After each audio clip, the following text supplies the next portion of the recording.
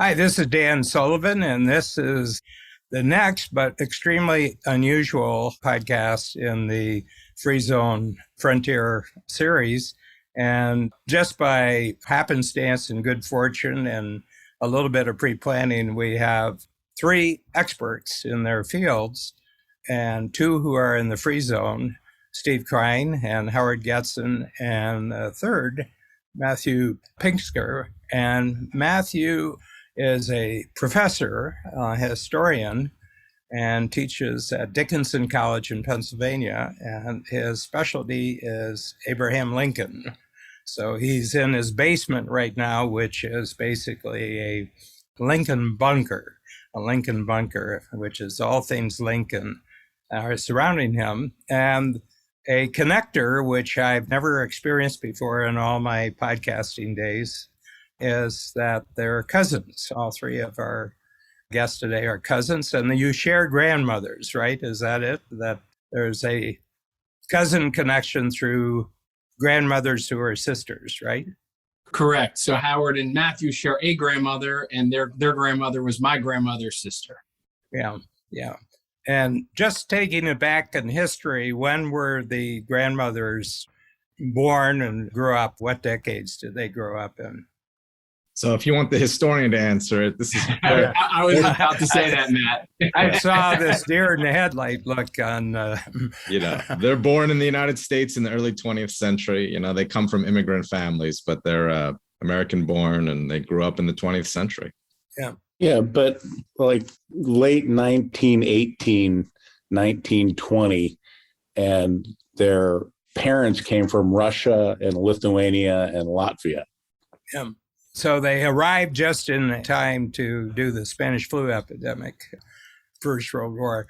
So I knew Matthew was going to be on the podcast today, and I was so struck by your guest appearance at Genius Network, where Howard was the actual workshop coordinator and facilitator, while Joe Polish was doing his sabbatical, which is rapidly coming to an end now at the end of this year.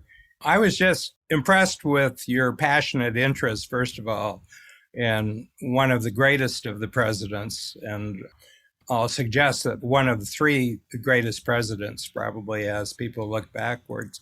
But Matthew, I'm put out a thought here in the form of a coach tool that possibly we attribute greatness to those presidents who were the right person at the right time in the right place for a major crossover from one industrial revolution to another. The United States, if I just read my history correctly, really emerged as a country right at the same time that what is called the first industrial revolution, which is the invention of steam power. And actually, I think James Watt shares with the American Revolution and Adam Smith shares with the American Revolution the historical date, 1776, that Watt's most famous steam engine came out in 1776. Adam Smith laid out the groundwork of what he understood was capitalist wealth creation in countries in 1776, and the Declaration of Independence was 1776. So in that period from 1760 to the end of the 18th century was really the birth of the Industrial Revolution, certainly in Great Britain, and then starting in the United States. So Matthew, when you think about this notion that great presidents probably emerge as great, not just for their political success and perhaps the economic success of their country, but also that their emergence on the national scene actually coincides with these revolutions, these industrial revolutions. At least that's the way it is possibly in the United States. I'm just asking you the question whether you have any thoughts about that, going really deep with one president and probably being aware of what other presidents have done, what your thinking is about that. Sure. Well, you were describing the sort of first industrial revolution, and Abraham Lincoln was born in 1809. By that point, what historians usually describe that was happening around his childhood and early adulthood was the market revolution. the expansion of the economy from the East Coast to the Mississippi Valley through a network of waterways improvements, internal improvements, communications improvements. And he was an early adopter of all those technologies. And if you want to connect it to the cousin matrix here, Abraham Lincoln is the first president who ever got a patent, the only president who ever had a patent. He devised a device that would help boats on canals. And I always identify him as somebody who loved technology, whether it was, the telegraph or the railroad or, the canal boat system. He seemed to leap into it. And, I grew up with all of these cousins who were early adopters of every technology. And I can always remember Howard and Stephen and his brother. We would compare gadgets and they would always brag about what they had discovered, or they would show off what they were operating with. And I would imagine, that was exactly how Lincoln was. Of course, he grew up poor, but, he was quick to adopt everything that came along the way. And that was probably why, in your framework, like he is so committed to the idea that they had to modernize the American economy and slavery was a throwback to the past. And they had to look to the future. He was very future oriented. And that's one of the reasons why he was so anti-slavery. Yeah. So it seems like what you're describing is the entrepreneurial mindset. And of course, not called an entrepreneurial mindset at the time, but a lot of what you described around invention and creation and forward thinking and bringing resources from one level of productivity to another. It's very much an entrepreneurial framework and entrepreneurial mindset before, during, and throughout his presidency. Yeah. Let's just stay with Lincoln for a minute. We describe him as he described himself as somebody who was raised to farm work. But the truth is, his father was a failed entrepreneur. He was a carpenter. They grew up in Kentucky and southern Indiana. And the market revolution hadn't reached there fast enough to make it profitable for carpenters to sell their goods and get them to market. So like as a teenager, Abraham Lincoln would take flatboats down to New Orleans to try to sell goods. It wasn't profitable. So they farmed and they all hated it. Lincoln hated it. His father hated it. Lincoln got away from it as fast as he could. And then he became a politician and a lawyer. And I think, he wasn't a businessman in that sense. In fact, he went bankrupt briefly as a young man, but he was definitely somebody who was like a frontline soldier for the entrepreneurs of the market revolution, representing them in court. And the truth is, he became a financial success by identifying as a corporate railroad attorney and helping the startup railroad companies make their way in states like Illinois. Yeah. Howard, your take? One, I think that you have oversight for a lot of historical stuff that, you can see the roots of what's happening really today, but also just the insight of how someone who becomes a leader 50 years later, maybe in his childhood, was really very much ahead of his time and thinking about what was going to be the future for himself, just from an opportunity standpoint. One of the biggest benefits I get by being in a room like Strategic Coach is thinking about a bigger future, but thinking about it enough times from enough different perspectives that it not only seems real to me, it almost seems profane not to call it into existence. And I think the challenge somebody like Lincoln has is that he's talking with people that are stuck on the way things used to be. And there's kind of a mistaken belief that you've got this figured out because you've already done it so many times, and you're hoping that the future looks a lot like the past, because if it does, then you've got things figured out. Most entrepreneurs are good at doing what they've already done, right? But the trick is not to rely on what you've already done, but to think about what could you do or what should you do and how to multiply it. In the beginning, a lot of what later turns out to be genius seems pretty crazy. Yeah. Matthew, you mentioned two things. One is that Lincoln, in his own career, focused on the law and he focused on politics. But my sense is that technology only makes its way in the world based on really good legal structures and also political encouragement for the breakthroughs. So can you talk a little bit about those years when he became active as an adult having had his childhood experiences. I remember a very famous story, real or apocryphal, I'm not quite sure, but about him actually taking a stranger very quickly in an emergency situation, actually pulling the ropes and getting the flatboat across the river. And at the other end, the person just flipped him $1, which at that time was quite a bit more than the trip was worth. And Lincoln saying to himself, I finally understood immediately what the whole secret to life was. Yeah, I don't know if that story is true or not. It's a recollected. It's a good story. It's a good story. The point of the story from Lincoln's perspective, according to the account, was that he realized the value of earning money, free labor. And he had been working for his father up until then. And so he felt like... I grew up on a family farm. Right. I understand free labor. Right. So, I'm sure that's true at some level, whether or not the actual story happened. He certainly seemed to appreciate and truly value capitalism and earning money and competitiveness. One of the things that was happening during this period of time that I think everybody in your network would appreciate is the underpinning of the market revolution was the development of the limited liability corporation and the protections it offered for entrepreneurs to attempt new startups and fail. That starts in New York in the early 19th century, and it spreads so that by the time Lincoln is a railroad attorney in the 1840s and 50s, it's essential for them and their ability to succeed. Yeah. The other thing is very interesting. I grew up in northern Ohio in a small town called Milan, like Milan, Italy, but pronounced Milan. And two things historically happened in this town.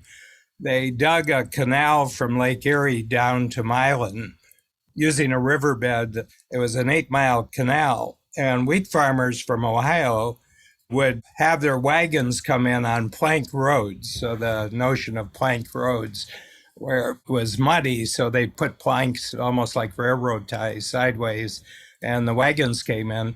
But in 1847, Milan, Ohio was the second largest wheat port in the world. Okay, only, I think it was either Odessa on the Black Sea or Vladivostok on the west. I think it must have been Odessa, was the largest wheat port in the world. And this little town of Milan was the second largest. And in those days, it was 1,400 people. And when I was growing up a century later, it was 1,400 people. Because what happened is that the early railroads were coming in. The canal system had gone in the United States in the 1820s, 30s, and 40s. And that was a lot of Scottish immigrants who had built the British canals, were immigrating to the United States, and they built these canals. And the heads of the railroad, more than one, came to the city fathers of Milan, Ohio, and said, this would be a perfect spot that we can join the railroads up with the canal system. And the city fathers said, you got to forget it. This railroad thing isn't going anywhere. Canals are the future. So within 10 years, it was all gone. Nobody used the canal anymore. And they went in 6 miles further south to a town, and they had 3 railroads who went through that town. But in 1838, in that same town of Milan, Ohio, a person was born who actually created the next industrial revolution, and that was Thomas Edison. He was actually supposed to be a Canadian, but his father got in trouble with the law. In those days, you just paddled across Lake Erie and you could be American, and he came across. Yeah. So as I think about this, I realize that entrepreneurs live in their own mind, right? And in a sense, an entrepreneur is somebody who is committed to creating value first. But there's a technology adoption curve. And it's not just technology, it's new things, but it works great with technology. And in a sense, in the beginning, you resist, and then some people get curious, others, finally get to believe, and then finally people embrace, but it takes a lot longer. And it's one of those standard bell curves. In the beginning, you've got a very thin part of the curve, right? It's the beginning, so there's almost none. It's less than 10%, and they're tech enthusiast innovators. It's probably not CEOs. And it's also not people that support the technology. They're probably skeptical, but they're specialists at what they do, and they're looking for a way to do what they were already doing better. and they come up with something cool. They're an inventor. The next kind of slightly bigger part of the curve is the visionary CEO early adopter. They're people that are generalists and supporters who heard from their skeptical specialist friends about this cool new thing. And unlike the person who is spending their CPU cycles figuring out how to make it work, they're thinking about who can I sell it to, or how is this going to unlock next, right? It's almost a who, not how. But the visionary early adopter is the first person to see how to take this innovation and really magnify it. But it's still not a lot of money. You have to get to the pragmatist early majority before you start to make money. And in order to sell it to them, you can't sell it based on what you're doing. It can't be based on the technology and the whiz bang, this and that. It has to be based on the benefits of what they get. Mm-hmm. And so it really takes a great communicator. And it's not the best technology that wins, it's the one that's adopted. Even more money is made when the conservative late majority gets it. They're not only not buying the technology, they're probably not even making the decision about the business. They're just the part that goes along for the ride, and you're getting paid a little bit on a whole lot of people. Yeah. And then there's finally the skeptics or the laggards. And for the people listening, the reason I brought all that up is you have a personality for adoption as a consumer, but the personality that you choose to use in your own life may be different than the one that you should choose to use in your professional life, because you're the steward for the opportunity. And in a sense, I don't think it benefits a lot of people to be late to the party or laggards. And I think you're seeing this with politics. You're seeing this with technology. You're seeing this with Stephen's startup health, just in the sense that the game is changing.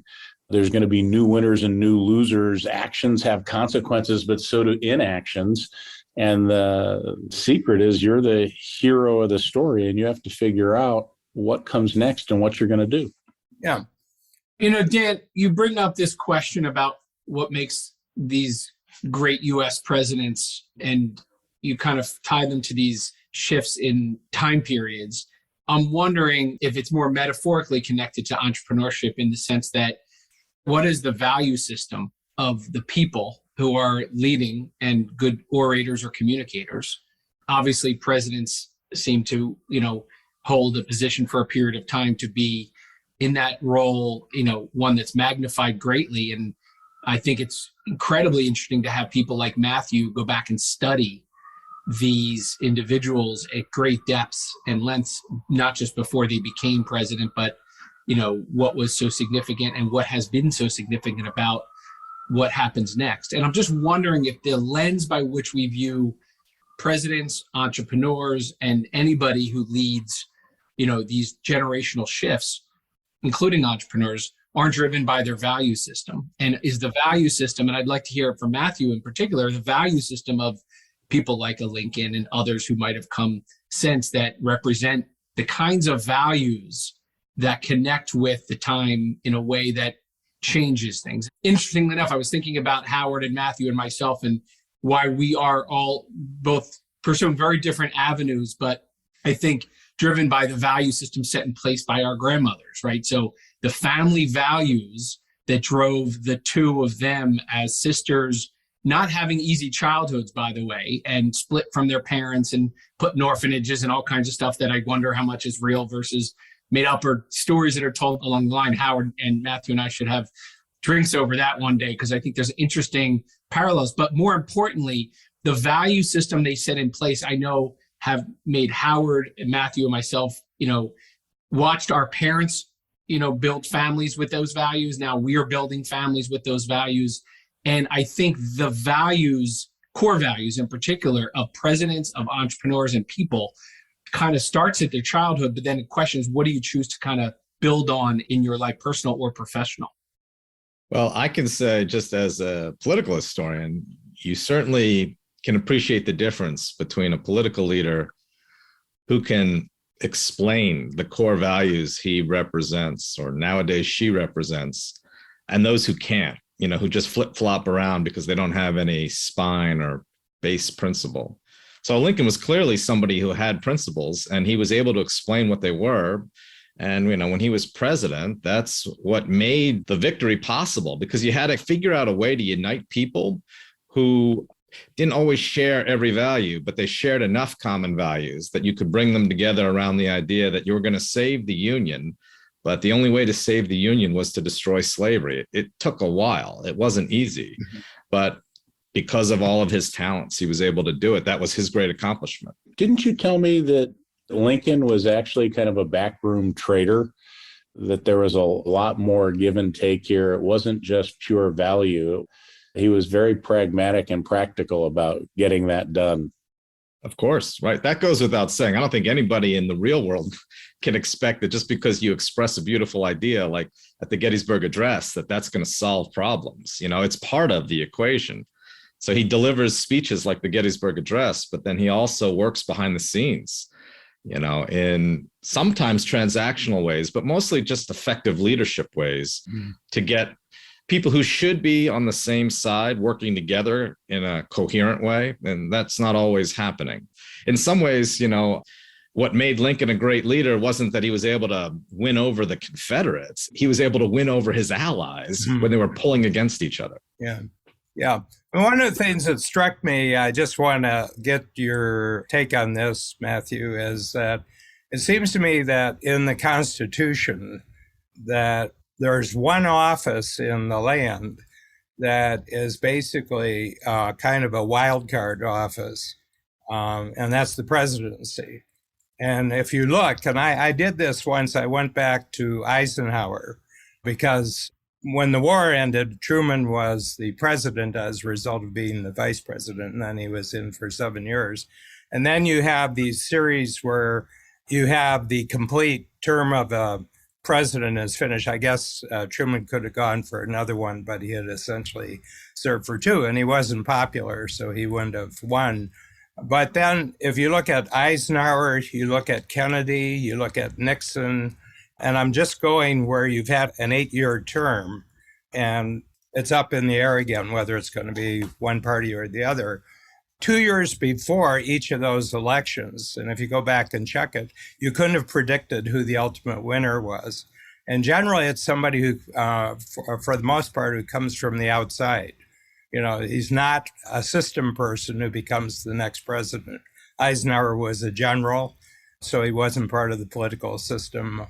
Kennedy wouldn't have been predicted 2 years before the election. I don't think Nixon certainly wouldn't have been predicted 2 years before the election. Reagan wouldn't have been predicted. Clinton wouldn't have been predicted. George Bush Jr. wouldn't have been predicted. I don't think Obama would have been predicted 2 years before. And my feeling is that it's the ultimate entrepreneurial role certainly in American politics, maybe in world politics, because the winner might be a winner historically, but the loser is always a loser. Now, that may be a little too profound for me. You're going to have to explain that one to me. Well, the fact that you ran and lost to become president of the United States, you're usually seen as a loser afterwards. Right. You're usually seen as a loser. You may be elected as president and you're a winner, but then it becomes, were you a good president? Were you an effective president? Because Carter is certainly seen as a loser. Nixon, for whatever he did, is seen as a loser, because of events. So my sense is that Lincoln, in a certain sense, was the ultimate entrepreneurial president because he had nothing to recommend himself to the insiders from his history. He had had a losing record in political office going into it, and he was very much of a late ballot presidential winner. On what ballot did he win in the convention to become president? It was the third ballot. Back then, it could be much worse than that. Yeah. But listen, the one thing Howard was trying to say a minute ago, my emphasis is about how Lincoln was a backroom trader. I do think part of what you're talking about, Lincoln being someone familiar with loss in politics, it is partly myth. I'm not saying it's totally myth. He only had one term in Congress before he became president. But what I was telling Howard, when we were having, family dinners is, Lincoln was a successful entrepreneur as a party leader. And the reason why he became president was because he had created, in effect, two parties. He had created the Whig Party, and then he had created the Republican Party. And in our popular culture, we don't give him credit for that, but the people around him certainly respected him as a party leader. And he was not such an outsider and long shot or dark horse candidate in 1860 as some people imagine. Among the insiders, he was incredibly well known and respected. I still think they thought William Seward, this great political leader from New York, was going to win. But anybody who knew anything understood that Lincoln had plenty to offer. Mm-hmm. And the convention was in his home state. And so there was an edge there that ultimately tipped the balance. Hey, Matt, I'm going to jump in, but I want you to jump back as soon as I'm done.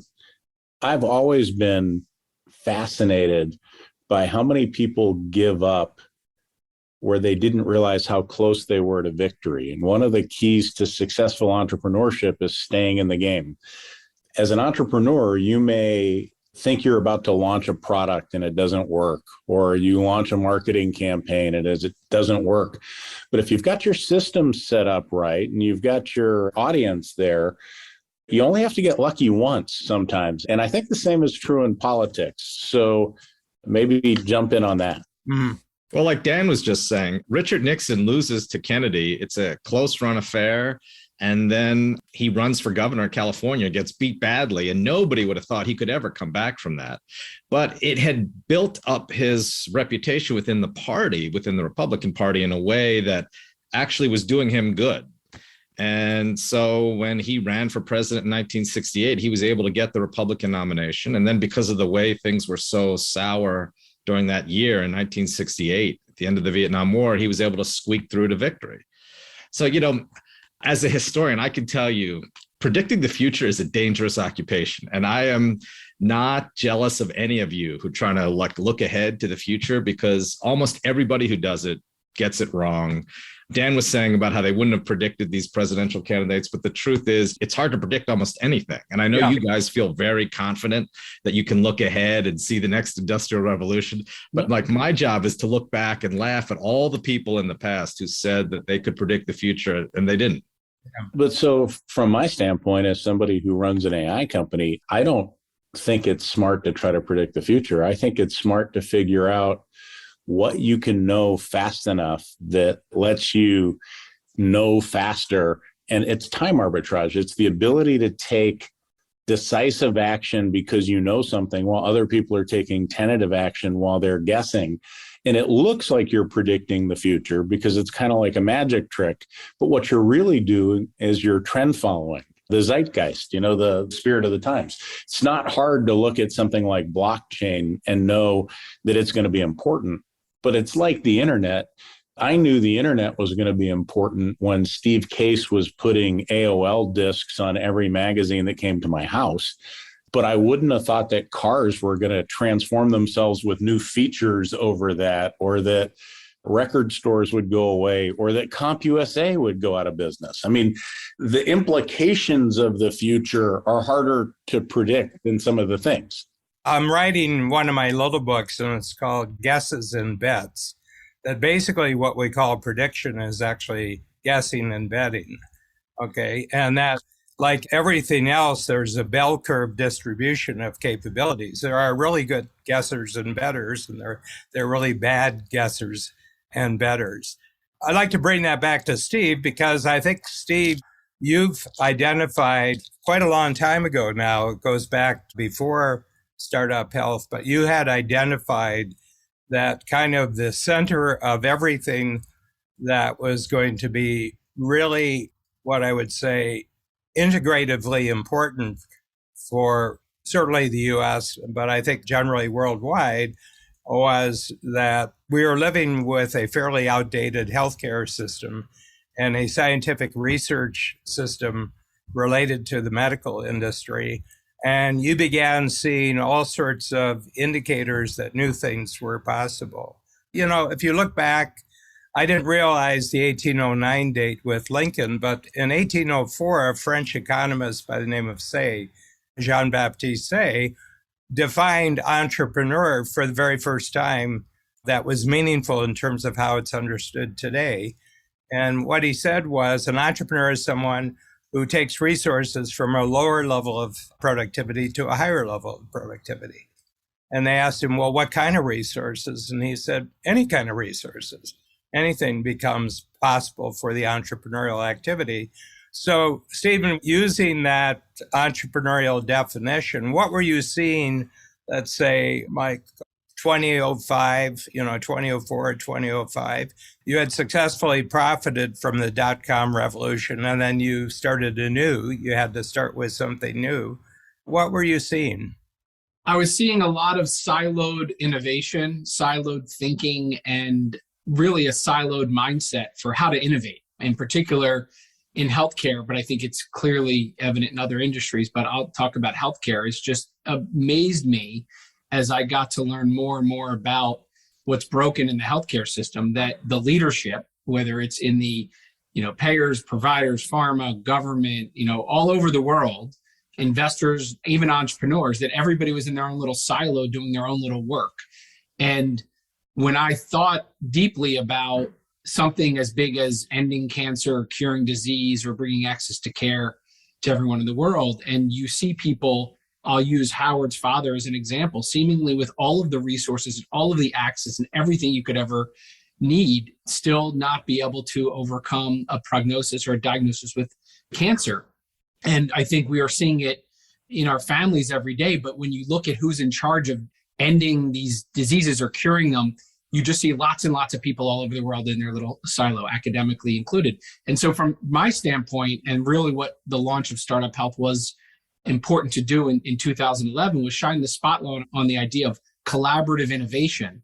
And we borrow metaphorically from the moon landing back in the 60s as an example, not of a big goal that we want to achieve and we can achieve it if we say it or set it out, but if we collaborate. And not many people realize, but the moon landing was 400,000 people and 20,000 companies collaborating for a decade. Many people think it was just a US collaboration, but it wasn't. It took collaboration from people all over the world. And I think from our standpoint, if we point that metaphor to healthcare, how can we bring together individuals, organizations, and otherwise everybody who cares about achieving those moonshots together? But that entrepreneurial mindset was the missing piece, or is the missing piece. There's academics in there, there's investors, philanthropists, there's so many people working and have been working for decades, but not with an entrepreneurial mindset and leadership. And so what we really wanted to bring to the table was organizing the entrepreneurs and then everyone around them, all of the academics and innovators and scientists and people who care deeply, and let's go work on it for a few decades. And so a lot of what we've really seen the need to do is just get entrepreneurs leading everybody included to achieve these seemingly impossible goals, but do it together. And that's kind of been the framework we've used for the past decade, and we'll do it for many decades to come. As you said that, it occurs to me that entrepreneurs and politicians are similar in another really important respect. It's that they're the prime storyteller. Leaders create meaning. And when there's a pause and people are chewing and need to swallow, if you create a bite-sized chunk that they get, it gets them to next. And that's part of what entrepreneurs and entrepreneurial thinking does, is it helps them recognize what's possible, why it's significant, what it makes possible in the future, and what you can do now to move towards it.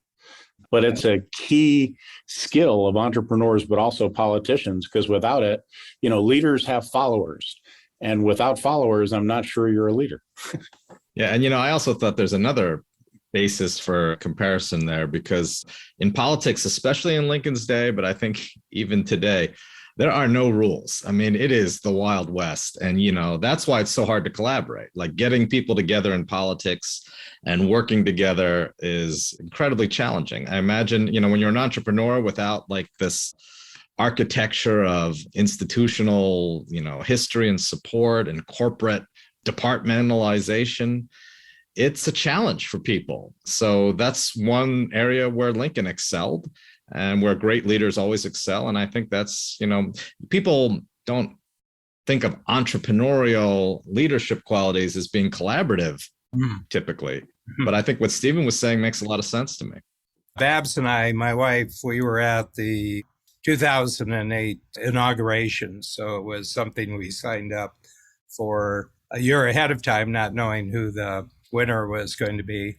But it was a big educational conference for high school students. And we were invited, and they had featured speakers. One of them was Doris Kearns Goodwin, and the book Team of Rivals had come out, and she spoke on that at the convention. But what I got, and from our own work here in Strategic Coach, is that from the outside, it looked like they were all rivals of each other. But what you're suggesting is maybe Lincoln from the inside actually saw it differently. He didn't see these people necessarily. First of all, he had won, so they weren't his rivals. I mean, and even when you got around to 1864, none of those who were the rivals supposedly in 1860 were really the rivals in 1864, as far as I know. He was more worried about military people than political people. But do you think from his standpoint, he didn't see them as rivals necessarily as all, but he saw them as people with different abilities, with different audiences, with different influences that all had to be brought together if not just the war effort was going to succeed, but the modernizing of the United States was going to be necessary? Right. I think that's true. He didn't see them as rivals. He saw them as allies. But in fairness, it was ugly. Like at every stage of the process, the idea that they had a team, it's not a myth, but it romanticizes it. So like you said, there were no rivals left in 1864. Well, that's partly because a bunch of them had been fired. And one of them was Salmon Chase, who was a great rival in 1860. And he tried to run against Lincoln from within the cabinet in 1864. After Lincoln got the nomination, he pushes him out of the cabinet. But this is what Howard and I were talking about in the past. He pushes this rival out of the cabinet because he wasn't quite a team player enough.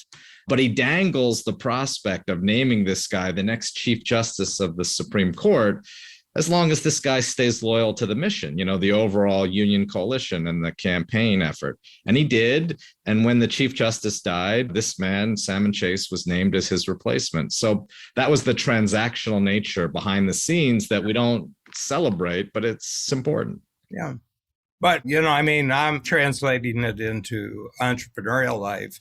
And I've been involved, in 7 political campaigns, 4-3. I'm up by 1 in terms of winning or losing. And, I was really, really struck about the high risk taking right off the bat, that a person really essentially sets aside what they've already established as a profession, as a reputation, and they throw their hat in. Politics is very binary. You only win if you're 100% in, and then it's not guaranteed. But if you're not completely in, you're going to lose.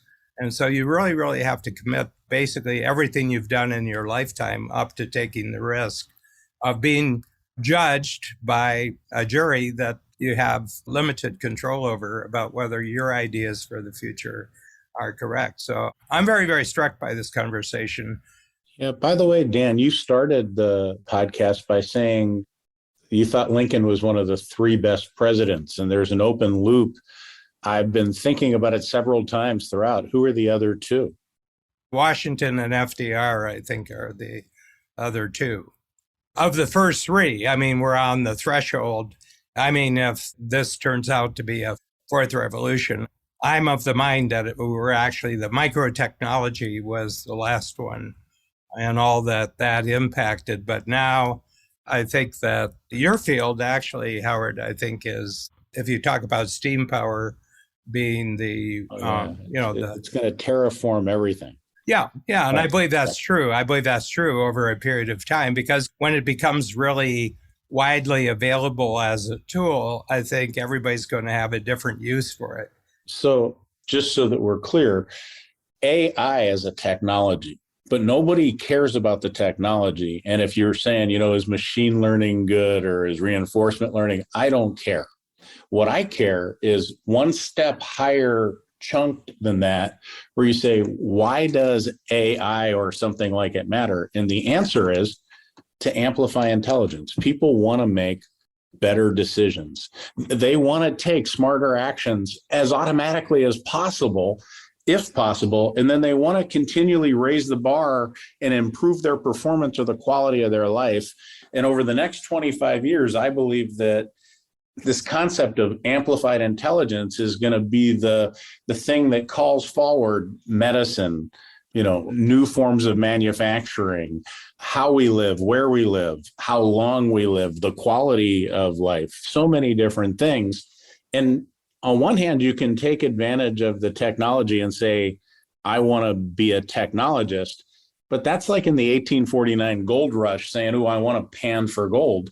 A whole lot of people made money not by speculating or panning for gold, but selling beer and brothels or picks and shovels to the miners, or starting a delivery service that says, I've got guys with guns who are going to protect your gold and make sure it gets to the bank safely. That's how Wells Fargo started. As an entrepreneur, if you kind of have a map to the future, you have to figure out, based on your own unique ability, what do I want to build and when do I want to make it available to the other people? Timing is important as well. Yeah. Steve, we're getting near the end of our podcast here, but from the standpoint of just having a different framework for rethinking a lot of things that you've been thinking about for 20 years, what's one or two things that are becoming new and promising for you out of this discussion?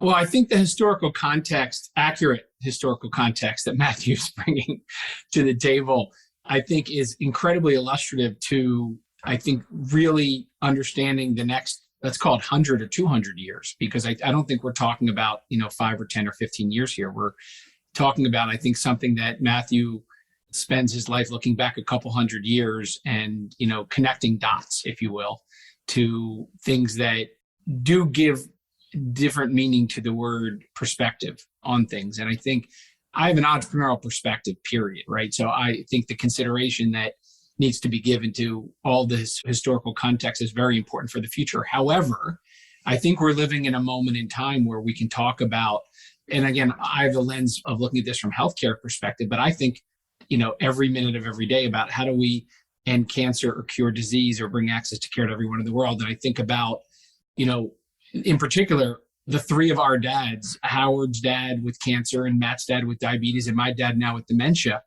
and all of the other diseases and illnesses and stuff that kind of creeps up in families. And I think about how do we take our entrepreneurial experience, perspective, resources, capabilities with historical context and make sure that the next 10 years or 20 years or 30 years or for our lives or our children's lives, not have to deal with the same stuff we have to deal with or had to deal with. Yeah.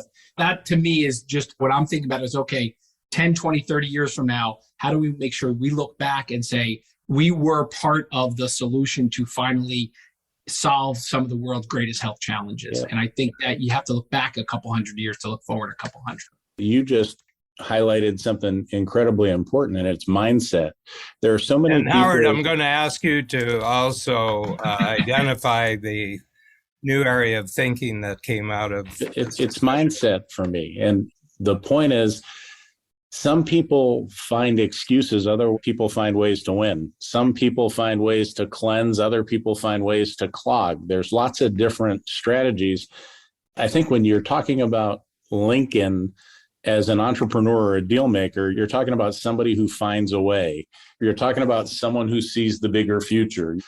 I think mindset is one of the hidden engines that powers life.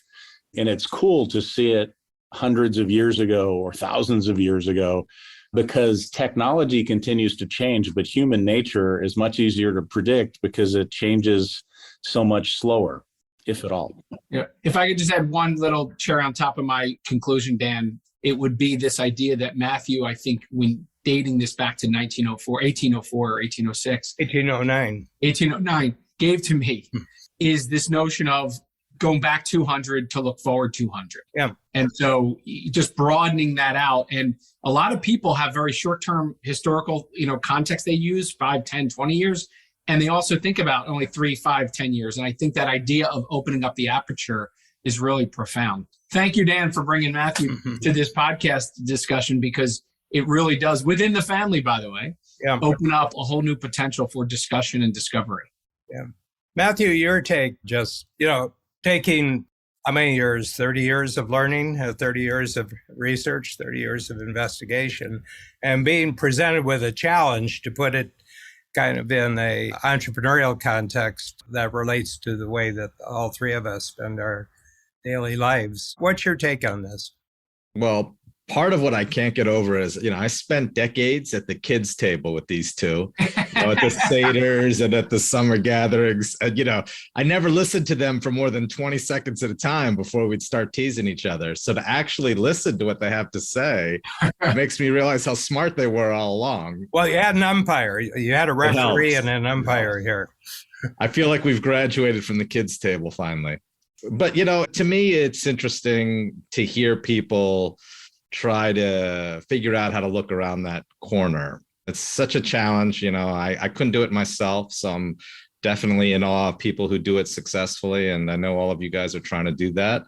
But from my disciplinary perspective, I guess the one takeaway I would leave with you is it does help to be modest and humble about your ability to get that all done and to recognize there's going to be more setbacks than successes. And I think what Stephen was just saying is true. When you have the wider perspective, it helps put things in perspective.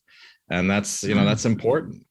Yeah. The thing that I got from this, and I'm going to, really explore this a little bit more. I was reference, was on the topic of predictions.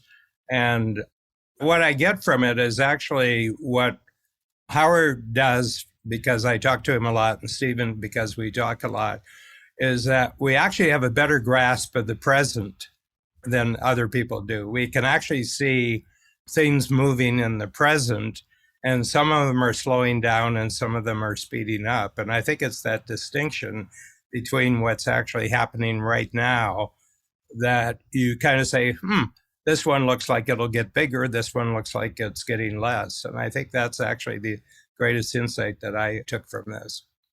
Well, I think I have to give a shout out to our moms collectively who are going to, if nothing else, love this podcast episode, Dan. If nobody else does, we know at least the three of them will, and our families, because this was a fun conversation. I hope the first of many. It was great to have such an important conversation, by the way, with blood. Yeah. And I'll add, for a historical context, we didn't really talk about what Matthew does, but Matthew is one of the world's foremost Lincoln scholars, and presidents and many big corporations hire Matthew to come in and channel Lincoln to, in a sense, take his perspective at the table. And Matt has even taught at the U.S. War College. So it's really an interesting technique to look back, because as Stephen says, your ability to look backwards in chunks comfortably creates the lens that lets you look forward in chunks that big comfortably as well. And it's important not just to look back 3 or 5 news cycles, but again, to zoom back and figure out where is their signal rather than just noise. I should say this, Dan. You are a very knowledgeable historian yourself. So you dropped a lot of history knowledge in this session. I can't help myself. I play professor and I'll poke holes at a few things, but as a student, you're an A+. I got to give you that. As a teacher, he's even better. Sorry, coach. By the way, I'm so glad to hear Matthew say that, because Howard and I have been students of Dan's for 23, 4 years. And so if we found out today that it was all made up, we'd be really, really taken. But no. Thanks, Matt. I feel so much better. Yeah, me too. Yeah. I do too. I give Howard a B+, but I'll give Dan an A. I do too. So I feel much better. Anyway, so this is kind of a broader, as Stephen was mentioning, take a look at the free zone. And my definition of the free zone, just to wrap this up, is that I think that the free zone is where collaborative-minded entrepreneurs can actually take advantage of each other's capabilities to do kind of a bypass from being caught up in a revolution that's ending and another revolution that hasn't quite started yet, and actually creating a place for success and achievement that doesn't actually exist in the competitive economies. Collaborative bootstrapping. Yeah. And there is the next episode of the All Free right. Zone podcast with Ethel and Edith's grandsons and Dan Sullivan. Well, thank you for including me in this one. All right. Yeah. Thanks, Matthew. Thanks, Howard. Okay. Appreciate Thank you, Dan. Thanks, Dan. Okay, bye. All right. Take care.